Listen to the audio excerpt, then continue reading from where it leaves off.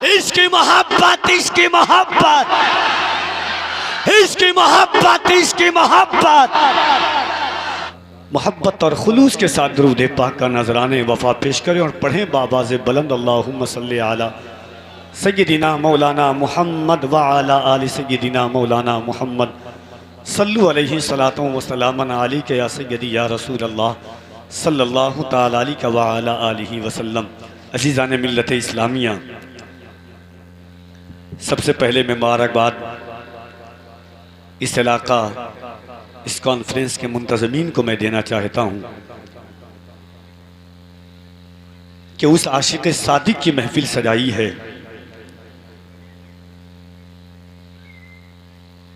दुनिया समझती है आला हजरत इस दौर में, इस सदी में एक शिद्दत पसंद इंसान का नाम अहमद रज़ा है। दुनिया कहती है आला हजरत ने इंसान को खित्तों में बांटा है, मगर जब सरकार आला हजरत को इल्मी हक़ाइक़ से आप देखिएगा, याद रखिए कि एक बार बड़े बड़ी खानकाहों ने, बड़ी बड़ी दरसगाहों ने सिर्फ आलिम पैदा किए हैं और आलिम का कदम अपने राह रास्त से भटक सकता है। आशिक का कदम कभी राह हिदायत से भटकता नहीं है। इमाम अहमद रज़ा ने सिर्फ आलिम नहीं पैदा किया है, सदरुल अफाजिल जैसा आशिक पैदा किया है, अब्दुल अलीम मेरिठी जैसा आशिक पैदा किया है, हुजूर सदरुल शरिया जैसा आशिक पैदा किया है। सरकार आला हज़रत ने मुहद्दिस आज़म जैसे बाज़ीन जैसे आशिक को पैदा किया है। वो ज़ाते गिरामी जिनके नाम से ये महफिल पाक है, सरापा इश्क की दास्तान करने वाली ज़ात का नाम सरकार आला हज़रत है। मगर जब महफिल सरकार आला हज़रत की नाम की है, आशिक के नाम की महफिल है, तो बात आज इश्क की चलेगी, बात हुजूर की हम करने के लिए आए हैं। आज हम बात करेंगे सरकार दो आलम सल्लल्लाहु अलैहि वसल्लम की ज़ाते अली वक़ार की। उस तवस्सुल से हम बात करने के लिए हम आप आए हैं। अभी आपने सुना जगह कम है, मगर अगर दिल इजाज़त देता या जहन इसकी गम्माज़ी करती तो आप मेरी आंखों में बैठने के काबिल हैं।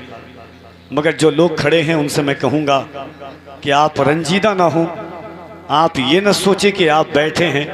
याद रखना, कुरान सादिक किताब है।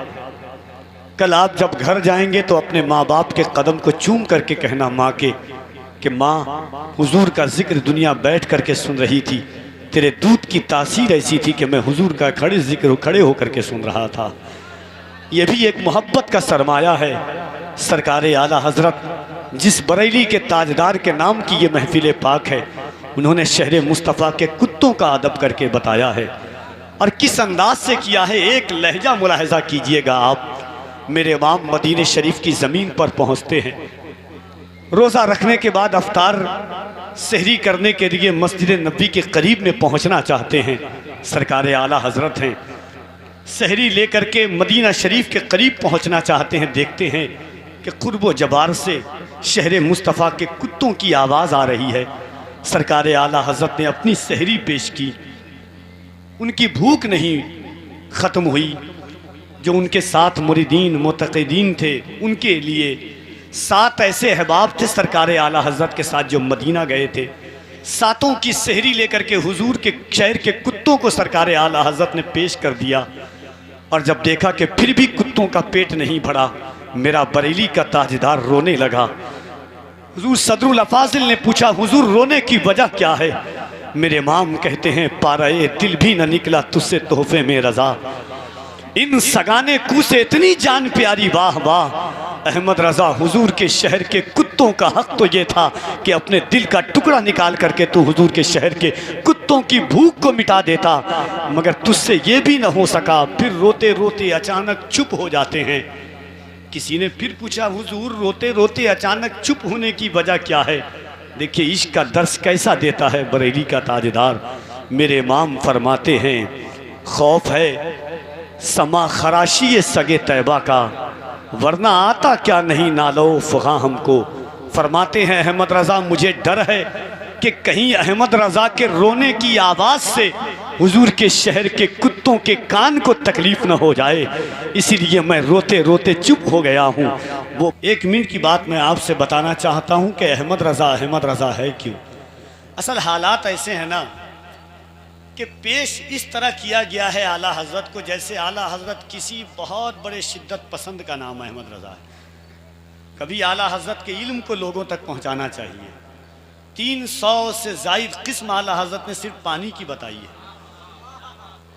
कभी मिंबर पर यह भी बताया जाए, आला हज़रत ने मुनाज़रे के फील्ड में अब्दुल अली मिरीठी तैयार किया है, मुफस्सिर की फील्ड में सदरुल अफाजिल तैयार किया है। आला हज़रत में इल्मी दुनिया में वरीसी के हवाले से मलकुल उलमा को तैयार किया है। आला हज़रत ने इश्क और ईद के लिए दलाइल के हवाले से हुजूर बुरहान मिल्लत जबलपुरी को पैदा किया है। हर फील्ड के तौर पर आला हज़रत ने अलग अलग खेमे लगाए हैं। मुहद्दिस के तौर पर आला हज़रत ने मुहद्दिस आज़म को पैदा किया है। आला हज़रत को असल में समझा ही नहीं लोगों ने, इसीलिए शेखुल इस्लाम फरमाते हैं आला हज़रत को सुन के मत बयान करो, पढ़ के बयान करो। जो सुन के बयान करेगा वो नफ़रत फैलाएगा, जो पढ़ के बयान करेगा वो आला हज़रत का इल्म बताएगा। एक बात मैं आपको बताता हूँ और फिर बस उसके बाद कारी साहब के बिला कि मैं चाहता हूँ कि जो आपका जहन था जिस महवर पर था और जिस समातों के तेवर पर आपके इश्क का महवर गर्दिश कर रहा था, फिर वहीं तक आप पहुँचे। उलमा की तशरीफ़ आवरी है, अगर ख़ता हो तो आपकी अता हो, अगर बात काबिल कबूल हो तो आपकी दुआएं मिल जाए। एक बार और मोहब्बत से साथ कह दे सुभान अल्लाह। देखिए बात किसी ने आला हज़रत की ज़ात से, मैंने आपसे पहले कहा कि ज़ात मुस्तफ़ा को अलग रखिए, बात मुस्तफ़ा को अलग रखिए। लुआब मुस्तफ़ा को अगर सिर्फ हमारी नस्लें समझ गई आला हज़रत के मसलक के तौर पर, तो याद रखना हमारी नस्लें कभी दुश्मनों के फ़रेब में नहीं आएंगी। एक बात मैं आपको बताता हूँ, एक इंसान ज़ातियाती तौर पर जितना गमगुसार बाप क्यों ना हो जाए, एक बेटा अपने बाप के भी थूक से नफरत करता है। अगर बाप थूक दे तो बेटा खाना नहीं खाएगा, जितना अताअत गुजार हो जाए। मुकद्दस शख्सियात के अलावा हर इंसान हर एक के थूक से नफरत करता है। तिरमिज़ी शरीफ की हदीस पाक है, हज़रत क़ताता की आंख में तीर लगा, हज़रत क़ताता की आंख बाहर आ गई। तीर निकाला तो तीर के साथ आंख बाहर आई। हज़रत क़ताता किसी हकीम के पास जाते, किसी डॉक्टर के पास जाते, मगर हज़रत क़ताता दौड़ते दौड़ते हुजूर के पास आए। हुजूर ने पूछा क़ताता हुआ क्या है? हज़रत क़ताता कहते हैं या रसूल अल्लाह, तीर लगने की वजह से मेरी आंख बाहर आ गई है। अल्लाह का हबीब, सारी कायनात का तबीब, आँख को अपनी दस्ते अक़दस में लेते हैं और लुआब दहन को यानी हुजूर अपना थूक हज़रत क़ताता की आँख में लगा देते हैं और आँख को आँख की जगह रख देते हैं। तिरमिज़ी शरीफ की इबारत है, हज़रत क़ताता फरमाते हैं जब से पैदा हुआ था वो रोशनी मैसर नहीं आई थी, जब हुजूर का लुआब लगाने के बाद रोशनी मैसर। कभी हम अपनी नस्लों को बताएं कि हुजूर का सुनिए। एक सहाबी हैं और याद रखिएगा अल्लामा यूसुफ बिन इस्माइल नभानी वो ज़ात है जिनका हवाला खुद आला हज़रत ने अपनी किताब में लिया है। उनकी किताब है हुज्जतुल्लाहि अलल आलमीन फ़ी मुअज़िज़ात सय्यदिल मुरसलीन। वो फरमाते हैं कि एक सहाबी हैं, जंग के दरमियान घोड़े से गिरे, उनकी पिंडली टूट गई, पिंडली की हड्डी टूट गई। हुजूर की बारगाह में आए, फरमाए या रसूल अल्लाह, घोड़े से गिरने की वजह से मेरी हड्डी टूट गई है। हुजूर ने अपना लुआब लिया, सहाबी की हड्डी पर लगा दिया। वही सहाबी जो टूटी हुई हड्डी के साथ आए थे, जुड़ी हुई हड्डी के साथ लुआब मुस्तफ़ा लगाने के बाद घोड़े पर सवार होते हैं और जंग में जाकर के जौहर दिखाते हैं। फरमाते हैं 80 साल की उम्र हो गई, पूरे जिस्म में दर्द हुआ, मगर जहाँ पर हुजूर ने लुआब लगाया था उस जगह पर कभी दर्द नहीं हुआ। ये लुआब मुस्तफ़ा की बरकत है। कबीले बनु सुलैम की एक औरत है जिनका नाम हबीबा था।